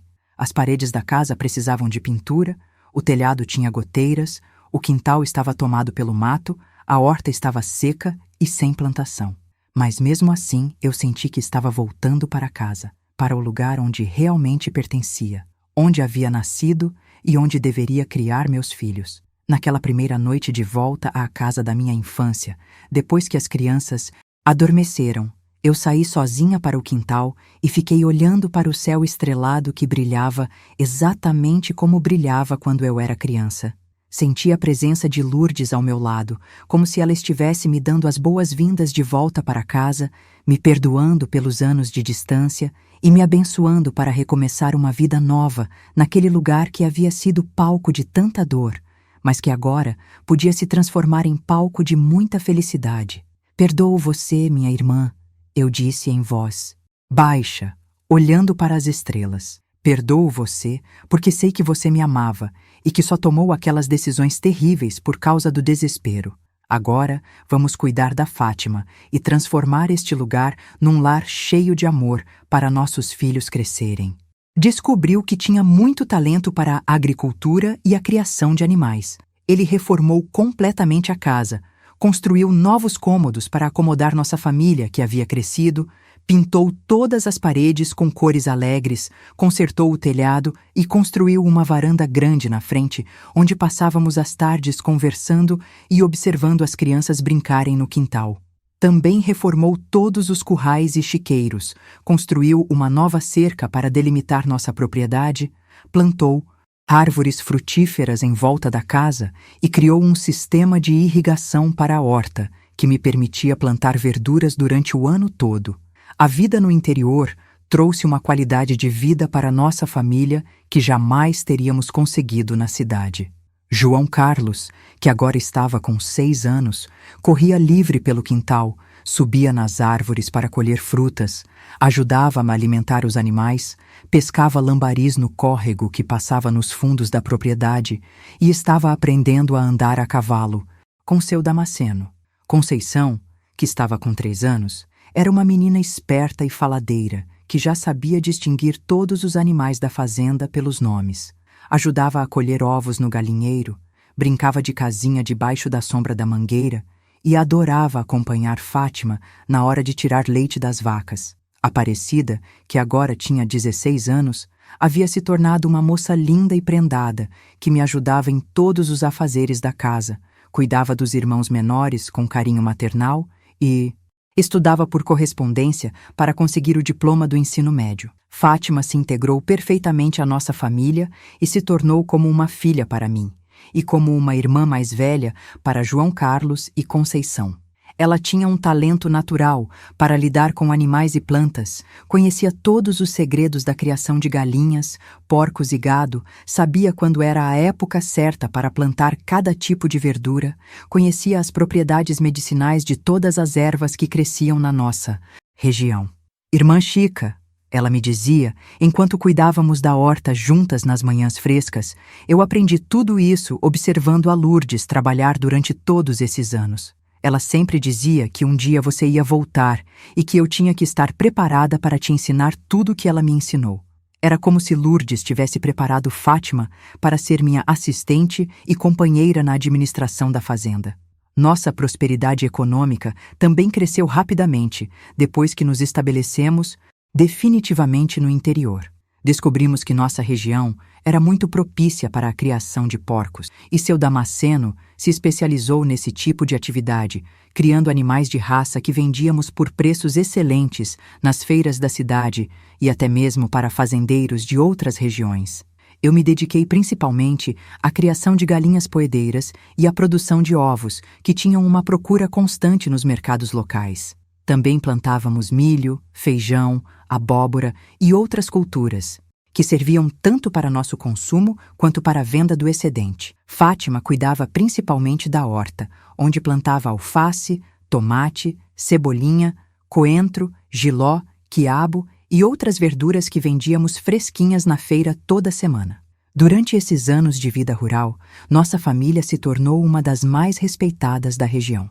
Participávamos ativamente da vida da comunidade, frequentávamos a igreja todos os domingos, ajudávamos os vizinhos nas épocas de plantio e colheita, recebíamos visitas constantemente na nossa casa, que havia se tornado ponto de encontro para celebrações e festas familiares. João Carlos e Conceição cresceram cercados de amor, cuidados e valores sólidos, estudando na escola rural da região, mas complementando sua educação em casa com lições de moral, religião e trabalho que eu e seu Damasceno fazíamos questão de transmitir para eles todos os dias. Eram crianças felizes, saudáveis, educadas e carinhosas que enchiam nossa casa de alegria e travessuras inocentes. Foi durante essa época de felicidade plena que aconteceu algo que mudaria mais uma vez o rumo da nossa família, mas dessa vez para melhor. Aparecida, que agora estava com 18 anos e havia se tornado uma moça muito bonita e prendada, começou a namorar Osvaldo, um rapaz sério e trabalhador de 22 anos, que era filho de uma família tradicional da região. Osvaldo era torneiro mecânico, tinha um pequeno negócio próprio na cidade e demonstrou, desde o primeiro dia, que suas intenções em relação à Aparecida eram completamente sérias e honoráveis. Ele vinha nos visitar todos os fins de semana, sempre trazendo algum presente para as crianças, sempre se oferecendo para ajudar seu Damasceno nos trabalhos da fazenda, sempre me tratando com o respeito devido a uma mãe. O pedido de casamento aconteceu numa tarde de domingo, depois do almoço, quando toda a família estava reunida na varanda, conversando sobre os planos para a semana seguinte. Seu Damasceno, Osvaldo disse, tirando o chapéu e ficando de pé numa postura respeitosa, eu vim pedir a mão da Aparecida em casamento. Estou apaixonado por ela há mais de um ano. Posso oferecer uma vida digna para ela e prometo que vou fazê-la feliz pelo resto da vida. Tenho casa própria, trabalho estável e minha família já conhece e aprova a Aparecida como futura nora. Seu Damasceno ficou emocionado com o pedido formal, porque havia criado Aparecida como filha legítima desde que ela tinha 12 anos. Osvaldo, meu rapaz, ele respondeu, a Aparecida é maior de idade e pode tomar suas próprias decisões, mas se ela aceitar seu pedido, você vai ter nossa bênção e nosso apoio para construírem uma família feliz. O casamento de Aparecida e Osvaldo foi realizado na igreja da cidade, numa cerimônia linda e emocionante que reuniu toda a comunidade para celebrar a união de dois jovens que se amavam de verdade. Aparecida usava um vestido branco simples, mas elegante, que eu havia costurado especialmente para ela, uma grinalda de flores naturais no cabelo que Fátima havia feito com rosas brancas do nosso jardim e carregava um buquê de margaridas que João Carlos e Conceição haviam colhido no campo na manhã do casamento. Osvaldo usava um terno azul marinho que havia mandado fazer sob medida. Estava com os cabelos bem cortados e uma expressão de felicidade radiante no rosto. A festa foi na nossa própria fazenda, com uma mesa farta preparada por mim, Fátima e as vizinhas, música tocada por uma sanfona e zabumba, e dança que se estendeu até altas horas da madrugada. Ver a Aparecida saindo da nossa casa vestida de noiva, feliz e radiante, me encheu de orgulho maternal e me fez sentir que havia cumprido bem meu papel como mãe adotiva. Ela havia chegado na minha vida como uma menina órfã de 12 anos, triste e carente de amor. E agora estava saindo como uma mulher realizada, preparada para construir sua própria família. Durante toda a cerimônia eu me lembrei da primeira vez que a vi, pequeninha e assustada no quarto da pensão da dona Joana, e de como ela havia se transformado numa moça linda, educada, prendada e carinhosa. Minha filha do coração, eu disse para ela antes de ela sair para a igreja, você sempre foi e sempre será minha primeira filha. Onde quer que a vida te leve, saiba que você tem uma família aqui que te ama e que sempre vai estar de portas abertas para te receber. Depois do casamento de Aparecida, nossa casa ficou temporariamente mais silenciosa, mas logo ganhamos novos motivos de alegria. Ela morava na cidade com Osvaldo, mas vinha nos visitar toda semana, sempre trazendo novidades sobre sua vida de casada, sempre me pedindo conselhos sobre como cuidar da casa e do marido. 1 ano depois do casamento, ela nos deu a notícia mais esperada. Estava esperando o primeiro filho. A alegria de saber que eu ia ser avó pela primeira vez foi indescritível. João Carlos e Conceição ficaram eufóricos com a ideia de ganhar um sobrinho ou sobrinha, e seu Damasceno não parava de sorrir quando falava sobre o netinho que estava chegando. Fátima também ficou radiante, porque adorava crianças e estava ansiosa para ajudar a cuidar do bebê sempre que Aparecida viesse nos visitar.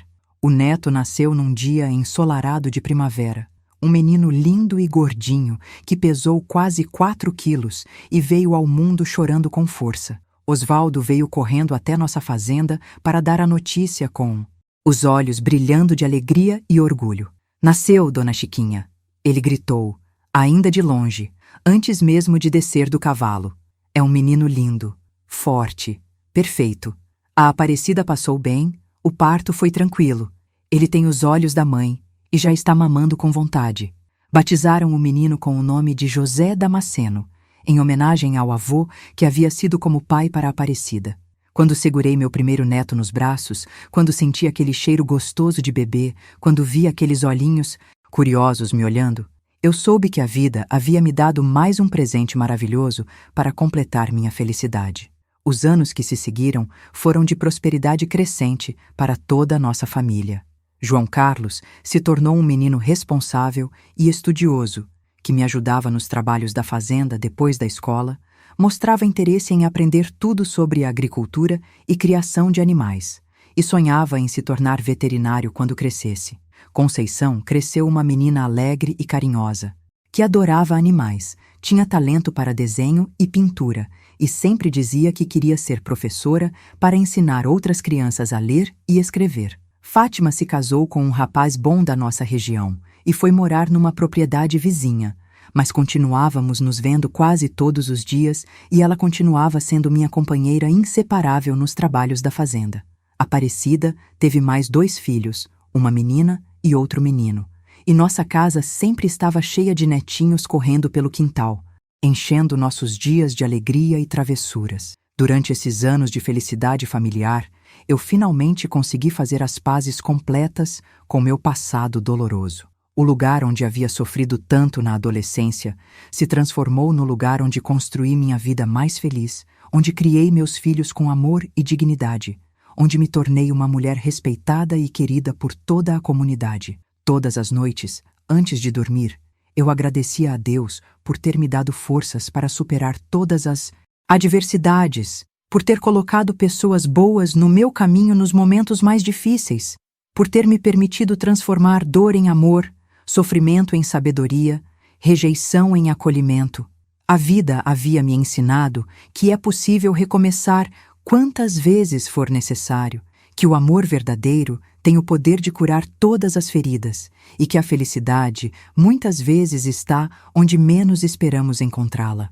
Aquela menina aterrorizada de 16 anos até a matriarca respeitada que me tornei, sinto uma gratidão imensa por todas as experiências que vivi, mesmo as mais dolorosas. Minha fazenda se transformou numa das mais prósperas da região, com mais de 200 cabeças de gado, 3.000 galinhas poedeiras, uma criação de porcos que fornece carne para toda a cidade e plantações diversificadas que alimentam minha família e ainda geram uma renda excelente. Mas muito mais importante que a prosperidade material é a riqueza da família que consegui construir ao longo dos anos. João Carlos se formou veterinário como sempre sonhou. Casou com uma moça educada da capital e hoje tem 4 filhos que são a alegria da minha velhice. Conceição se tornou professora primária, trabalha na escola da nossa cidade, casou com o médico local e tem 3 filhas lindas que passam todas as férias aqui na fazenda. Aparecida continua morando na cidade com Osvaldo, mas vem me visitar toda semana com os 5 filhos que tiveram ao longo dos anos. Ela se tornou uma das mulheres mais respeitadas da nossa região. Sempre ajuda outras mães que estão passando dificuldades e constantemente me agradece por ter sido uma segunda mãe para ela quando mais precisou. Fátima mora numa propriedade vizinha com o marido e os 4 filhos, mas passamos juntas quase todos os dias cuidando dos afazeres da fazenda e rememorando os tempos da nossa infância. Seu Damasceno viveu até os 78 anos, sempre trabalhador e carinhoso, e morreu dormindo numa tarde de domingo depois de um almoço em família, deixando saudades imensas, mas também a certeza de que havia cumprido bem seu papel como marido e pai. Foi o grande amor da minha vida, o homem que me devolveu a dignidade e me ensinou que era possível ser feliz depois de tanto sofrimento. Minha casa hoje é sempre cheia de filhos, netos, bisnetos, genros, noras, vizinhos e amigos que vêm buscar conselhos, ajuda ou simplesmente uma conversa afetuosa. Tornei-me a conselheira da comunidade para questões familiares, especialmente para mulheres que estão passando por situações difíceis, com maridos violentos, filhas que engravidaram solteiras ou famílias que estão enfrentando crises financeiras. Sempre recebo essas pessoas com carinho, oferecendo não apenas palavras de conforto, mas também ajuda prática, comida, dinheiro, trabalho temporário, abrigo seguro. Dona Chiquinha, elas me dizem, ai, senhora, é um anjo que Deus colocou na nossa região para ajudar quem está sofrendo. Mas eu sempre respondo que não sou anjo coisa nenhuma. Sou apenas uma mulher que passou por muita dificuldade e aprendeu que a vida fica mais fácil quando dividimos nossos fardos com outras pessoas. A história que contei hoje para vocês não é apenas minha história pessoal. É a história de milhares de mulheres brasileiras que passaram e ainda passam por situações parecidas. Abuso sexual dentro da própria família, gravidez indesejada na adolescência, rejeição familiar, abandono social, luta pela sobrevivência em condições adversas. Infelizmente, esses casos não diminuíram com o passar dos anos. Pelo contrário, parecem estar se tornando mais frequentes numa sociedade que perdeu muitos valores morais e familiares. Por isso sinto que é minha obrigação contar minha experiência, para que outras mulheres saibam que é possível sobreviver, é possível recomeçar, é possível ser feliz mesmo depois dos piores traumas. A dor que sentimos não precisa nos destruir, pode nos fortalecer e nos tornar mais sábias e compassivas. Uma das lições mais importantes que aprendi durante minha longa vida é que não podemos controlar o que outras pessoas fazem conosco, mas podemos controlar como reagimos ao que fazem conosco. Quando Júnior abusou de mim, eu podia ter me entregado ao desespero e à autodestruição. Podia ter me tornado uma mulher amargurada e vingativa. Podia ter passado o resto da vida me vitimizando e culpando outros pelos meus problemas. Mas escolhi lutar pela minha dignidade. Escolhi trabalhar para construir uma vida melhor. Escolhi perdoar quem me machucou e seguir em frente com esperança no coração. Essa escolha fez toda a diferença entre uma vida desperdiçada e uma vida plena de realizações e felicidade. Outra lição fundamental é que a família verdadeira não é necessariamente aquela em que nascemos, mas aquela que escolhemos e que nos escolhe, baseada no amor e no respeito mútuo. Minha família de origem me rejeitou quando mais precisei de apoio, mas encontrei famílias de coração que me acolheram incondicionalmente. Dona Joana e as mulheres da pensão, seu Damasceno e Aparecida, os vizinhos e amigos que fiz ao longo dos anos. Essas pessoas me ensinaram que o amor não depende de laços de sangue, depende de escolhas conscientes de cuidar, proteger e valorizar quem está ao nosso lado. Por isso sempre digo para as mulheres que me procuram: não aceitem maus tratos de ninguém, nem mesmo de familiares. Preferiu viver sozinha com dignidade do que acompanhada com humilhação. E se você chegou até aqui comigo nessa jornada de dor e superação, se sentir no coração, clique em Valeu demais. Esse pequeno gesto é uma semente de apoio que nos ajuda a continuar trazendo essas mensagens que iluminam tantos caminhos. Cada história que conto pode tocar o coração de alguém que está passando pela mesma situação e precisa saber que não está sozinha. Também aprendi que o trabalho dignifica o ser humano e que não existe nada mais libertador que a independência financeira. Quando comecei a trabalhar na pensão da Dona Joana, quando aprendi a me sustentar com meu próprio esforço, senti pela primeira vez na vida que era dona do meu destino. Todas as mulheres deveriam ter uma profissão, uma habilidade, uma forma de ganhar seu próprio dinheiro, porque isso dá uma segurança emocional que nenhum homem pode oferecer. Mesmo que tenham maridos bons e provedores, como foi meu caso com seu Damasceno, é importante manter sempre a capacidade de se virar sozinha, se for necessário. A dependência financeira torna qualquer pessoa vulnerável a abusos e chantagens emocionais. Durante todos esses anos, mantive contato esporádico com algumas das mulheres que conheci na pensão da Dona Joana, e fiquei sabendo que nem todas conseguiram se reerguer como eu consegui. Maria das Dores se casou novamente, mas escolheu outro homem violento e voltou a viver numa situação de abuso até morrer prematuramente por causa dos ferimentos que recebia constantemente. Outras mulheres se entregaram ao alcoolismo, à prostituição ou simplesmente desapareceram sem deixar rastros. Essas histórias me ensinaram que apenas fugir dos problemas não é suficiente. É preciso fazer um trabalho interno de cura e fortalecimento para não repetir os mesmos padrões destrutivos. É preciso aprender a se valorizar, a reconhecer homens bons e homens ruins, a confiar nos próprios instintos e nunca mais aceitar ser tratada como objeto. Aos 82 anos, tenho consciência de que minha vida está chegando ao fim, mas não tenho medo da morte porque sei que deixo um legado bonito neste mundo. Meus filhos, netos e bisnetos são pessoas honestas, trabalhadoras, carinhosas, que vão continuar espalhando amor e bondade por onde passarem. Minha fazenda continuará prosperando sob os cuidados de João Carlos, que herdou de mim o amor pela terra e pelos animais. As mulheres que ajudei ao longo dos anos continuarão ajudando outras mulheres, criando uma corrente de solidariedade que pode transformar nossa sociedade. E as histórias que contei continuarão sendo transmitidas de geração em geração, ensinando que é possível vencer qualquer adversidade com fé, trabalho e determinação. Para todas as mulheres que estão me ouvindo e que talvez estejam passando por situações difíceis parecidas com as que passei, quero deixar uma mensagem de esperança. Não desistam de vocês mesmas. Por mais escura que pareça a noite, sempre amanhece um novo dia. Por mais profundo que seja o poço onde vocês caíram, sempre existe uma corda para subir de volta. Por mais cruel que tenham sido as pessoas que deveriam protegê-las, sempre existem outras pessoas dispostas a ajudar quem realmente quer mudar de vida. Mas lembrem-se, ninguém pode salvá-las se vocês não quiserem se salvar. A decisão de lutar pela própria felicidade tem que partir de vocês mesmas. E para finalizar esta longa conversa que tivemos, quero agradecer de coração a cada pessoa que teve paciência de me escutar até o final.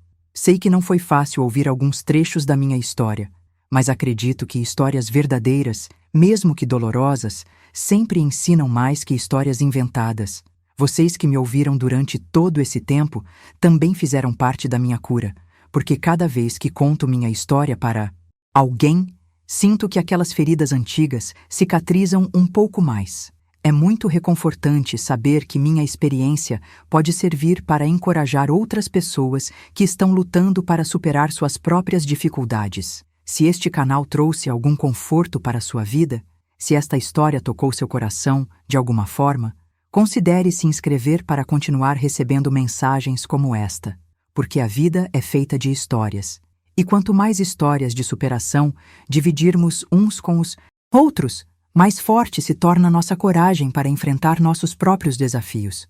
Também gostaria muito de conhecer suas histórias, saber como estão lidando com suas dificuldades, que lições a vida tem ensinado para vocês. Os comentários são sempre um presente para quem conta sua história, porque mostram que não estamos falando no vazio, que existem pessoas reais do outro lado da tela, pessoas que sentem, que sofrem, que lutam, que vencem. Contem para mim de onde vocês são, que tipo de histórias mais gostam de ouvir, o que aprenderam com esta conversa que tivemos hoje. Assim criamos uma grande família virtual, onde todos cuidam de todos e ninguém precisa carregar seus fardos sozinho. Que Deus abençoe cada um de vocês com muita paz, saúde, prosperidade e amor verdadeiro. E lembrem-se sempre, por mais difícil que seja o caminho, nunca desistam de ser felizes, porque a felicidade é um direito de todas as pessoas que têm coragem de lutar por ela.